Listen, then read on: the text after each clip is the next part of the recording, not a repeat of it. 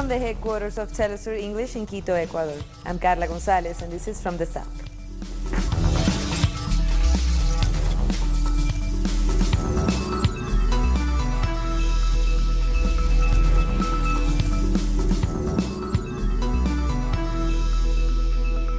We begin in Spain, where the two-week international climate conference COP25 has begun. This as global weather events put pressure on the summit to strengthen the implementation of the 2015 Paris Agreement. Speaking at the opening plenary session, the UN Secretary General warned that drastic climate change could pass the point of no return if adequate action is not taken. By the end of the coming decade, we will be on one of two paths. One is the path of surrender, where we have sleepwalked past the point of no return, jeopardizing the health and safety of everyone on this planet. Do we really want to be remembered as the generation that buried its head in the sand, that fiddled while the planet burned? The other option is the path of hope, a path of resolve, of sustainable solutions. A path where more fossil fuels remain where they should be, in the ground, and where we are on the way to carbon neutrality by 2050. United States House Speaker Nancy Pelosi attended the opening of the COP25 conference in Madrid, pledging her country's commitment to the fight against global warming. This contrasts with President Donald Trump's withdrawal from the Paris Agreement. For future generations. This is a mission. This is a passion. This is a scientifically based approach to all of it. Excuse me. And we're here to say to all of you, on behalf of the House of Representatives and the Congress of the United States, we're still in it. We're still in it. And Venezuelan Communications Minister Jorge Rodriguez tweeted about the urgency required to tackle climate change while at the conference. He wrote, "We are at the plenary session of the COP25 Climate Change Conference in Madrid. There is no time. Either humanity addresses the climate emergency or there will be no future. The capitalist system, its selfishness, is the main threat to life on this planet." Now to Dominica, where the campaigns are reaching a climax ahead of Friday's general elections. The ruling Dominica Labour Party has been holding several rallies this weekend. The government has said that free, fair and transparent elections are guaranteed on December 6th, as they always have been in Dominica. That is in spite of a campaign by the opposition United Workers' Party, backed by the Secretary General of the Organization of American States, to demand electoral reform ahead of the poll. They offer a Dominica where a political party puts at stake the lives and the well-being of supporters, just to further its political agenda and to seek to provoke confrontation with the police. A country in which UWP shamelessly tells lies to tear down our country in the eyes of the international world. Shebe Dominic 4, we have to hold Dominica strong. You and I know that you are safer with Labour. Prime Minister Roosevelt Skerritt reminded Dominicans that his government had provided for the first time free education and transport to all children in the country, as well as improved health care. Many of our grandparents and our families did not have access to health care in Dominica because they were owing user fees. When Roosevelt Skerritt became the Prime Minister, today what do we have? We have better health care in Dominica and free health care for our senior citizens and our children.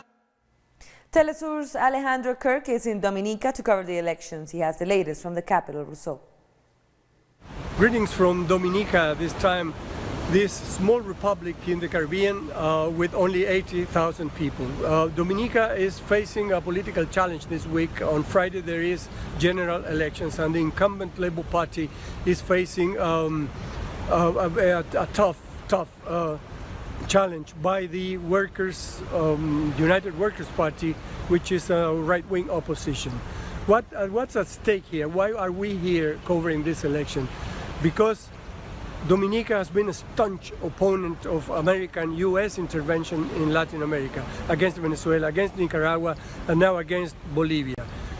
The General Secretary of the Organization of American States, Luis Almagro, has been trying to interfere with these elections, trying to push for an electoral reform and also to impose observers from the OAS on the elections. This has been refused by the government of Prime Minister Roosevelt Carrot on the grounds that such an intervention provoked a few weeks ago a coup in Bolivia based on reports that have never been substantiated about fraud in the elections that took place in October in that country. The Labour Party has been in power for almost 20 years and it's been able to build a welfare state, free education, benefits like housing, health care for everybody. That was Alejandro Kirk from Dominica. After more than a week of anti-government protests, Colombians have joined in a Latin American pot-banging demonstration, an initiative convened in several countries in the region. In Bogotá and other cities, citizens expressed their disagreement with President Iván Duque's policies. Since the massive national strike on November 21st, pot-banging has become a symbol of the peaceful protests in Colombia. Citizens are also condemning police violence against protests. And last week, the president called for a national conversation with different sectors. But the strike organizers say this does not meet their demands. They called for broader talks, including citizen assemblies and councils. If the government wants a solution, then it needs to call on the National Strike Committee to negotiate. We are not going to stop. On the contrary, we'll go on with more mobilizations, marches, other protests. We are going to do it all peacefully. We reject all types of violence, whatever the type. The Mexican President Andrés Manuel López Obrador has marked his first year in government with an address to the nation from the Zócalo Square on Sunday. Among other things, he talked about how his administration has changed the catastrophic security policies of the previous government. The executive has made an important change regarding security. Between 2006 and 2018, the president tried to solve crime with military and police action without dealing with the root of the problem, and the result was catastrophic. That strategy left many people murdered, disappeared, and injured, a human rights crisis. Mexico is still dealing with the consequences of that mistake policy. Let us not forget. Let us not forget that on February 2, 2007, Felipe Calderón ordered the armed forces to engage in what he called a war against drug trafficking. This irresponsible decision led to a battle with the organized crime that tried to clean out drug traffickers, whatever the cost. The result was a massacre. The mothers of Central American migrants who disappeared in Mexico have set off on a caravan to search for their loved ones. Our correspondent caught up with them as they arrived in Mexico City. They set off from Mexico's southern border on November the 15th, relatives looking for missing migrants from Central America. Antonio Alonso received news of his daughter Juana, who left her home in Guatemala 6 years ago with the intention of reaching the United States. She was arrested by the authorities and accused of kidnapping. She has been in jail for 6 years in Reynosa. She wanted to realize the American dream, and look where she is now, in jail. Some have found no trace of their loved ones. Delcia Garcia has no idea where her 17-year-old son might be. He wanted to escape from poverty and violence in Honduras. My son wasn't able to get into the U.S. due to lack of money. 15 people from a criminal gang arrived and took him away. They beat him and took him with them. This 15th caravan, organized by the Mesoamerican Migrant Collective Movement, has helped more than 300 families reunite. Only on this occasion, 5 families have met up again. The mothers of the migrants organize in their countries of origin and search for their children. But they also look for other people. Some of them carry photos and other clues. They're asking the Mexican authorities to help them in their search. We get little or no help from our government. Our real help comes from the social organizations that give us a hand. According to the organizers of the caravan, there are between 30 and 70,000 migrants who have disappeared. More stories coming up, so don't go away.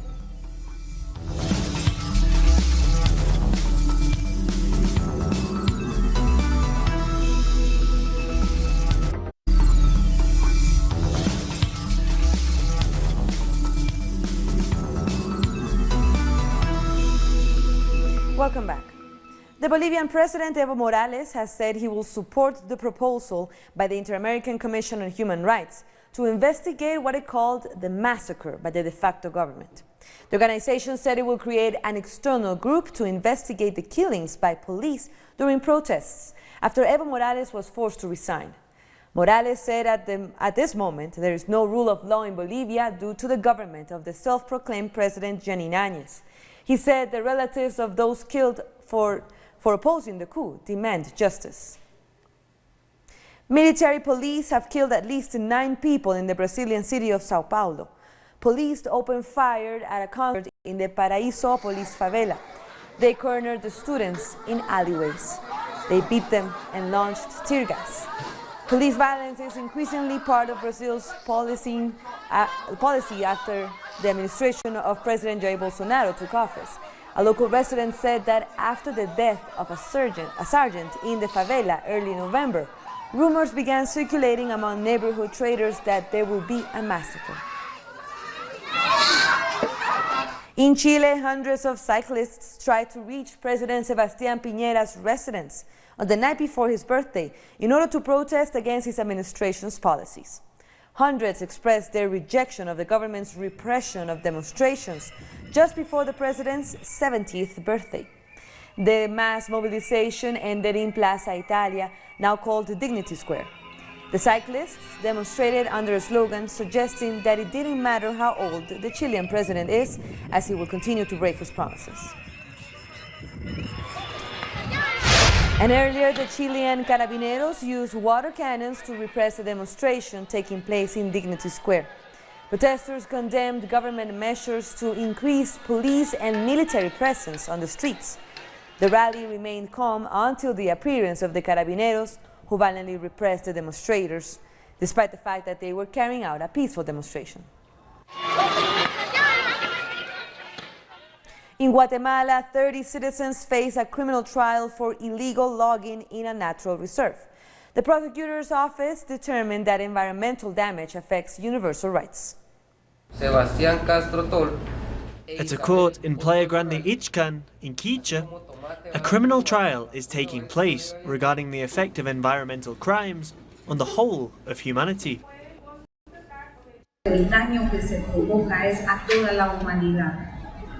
The damage is done to all humanity because the damage is done against a shared right. It's us, all of us, that have been threatened by the illegal logging taking place here. The case focuses on the illegal logging of native trees and the invasion into more than 28 hectares of the Cerro Cantil Nature Reserve, which also serves as a water reservoir. Among the huge variety of trees that have been cut down are protected species which include the lagarto, hormigo and Santa Maria. Those implicated are 30 citizens from the same town who ignored internal agreement in the plea from the community assembly to put an end to environmental damage. The reserve belongs to the community and they ignore our pleas. That's why we had to take this case to the rebellion authorities. The indigenous community's legal representatives believe that this is a symbolic case because the law is being aided by the state justice system to stop environmental damage. This is taking place within the indigenous social community, and that's important, as it's ascribing relevance often missed by the system at a national level. Of the 30 that stand accused, 16 will be present at a public debate to confirm their guilt or innocence. The final resolution will set a precedent for environmental crimes in regional communities.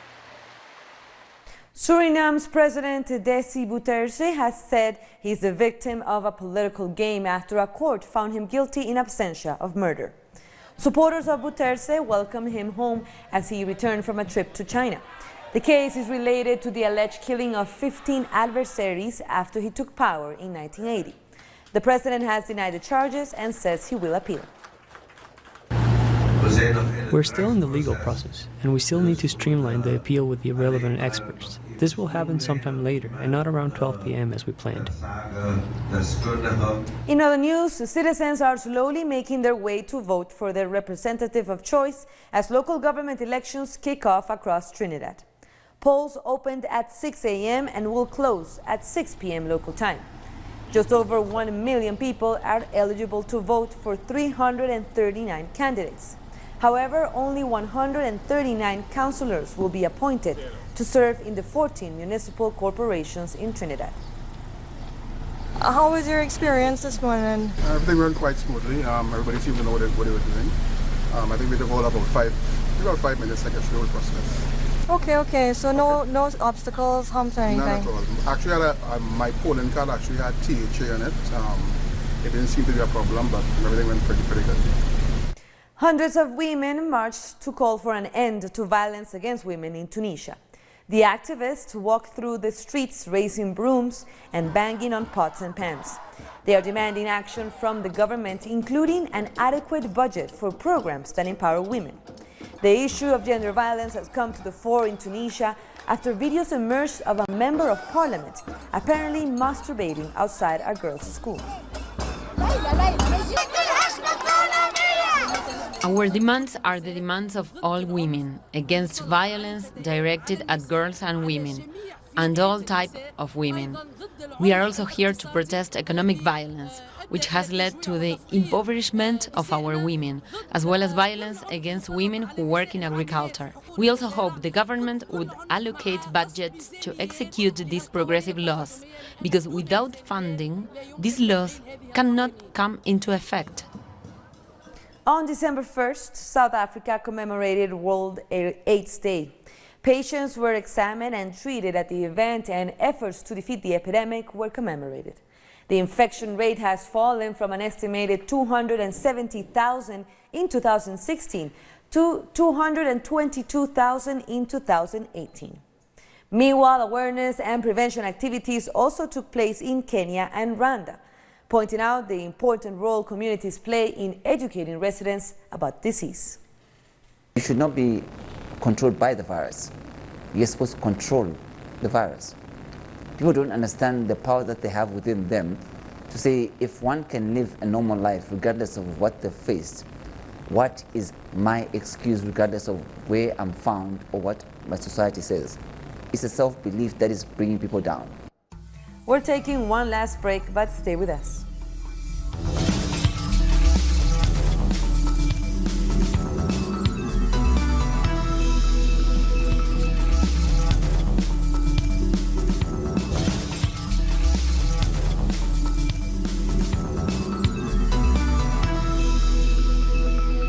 Thank you for joining us again. Government supporters in Algeria have protested against the European Parliament's interference in the country's internal affairs. The protest came after the European Parliament on Thursday approved a resolution to express what it described as deep concern over human rights and the lack of freedoms in Algeria. Earlier on, Algeria's Minister of Communication, Hassan El-Rabehi, took a swipe at the European Parliament and accused it of attempting to disturb Algeria's elections. Algeria will hold presidential elections on December 12th. Today we came here in a peaceful manner for the fate of Algeria, and we said that its sons are the ones who lead it, not the foreigners. Algeria is in need of a president who will lead it. We cannot stay without a president. And protests continue in Lebanon as demonstrators keep up the pressure on the government to deal with the deepening economic crisis. The nationwide protests, which began in October over widespread corruption and mismanagement by government officials, has worsened Lebanon's economic and financial crisis. The escalation of the protests has also sparked fears of external interference, especially after recent statements made by the former U.S. ambassador to Lebanon, Jeffrey Feltman. We've moved from the museum through Riyadh al-Sol, Sodeko, Martyrs Square to say yes to the stirring-biting parliamentary conciliation and enough stalling. The economic situation and the financial collapse can no longer put up with the trading of accusations among officials. They, the ruling party, want al-Hariri. Hariri has conditions while everyone has abandoned the people. It's time to form a clique government that can meet the demands of people.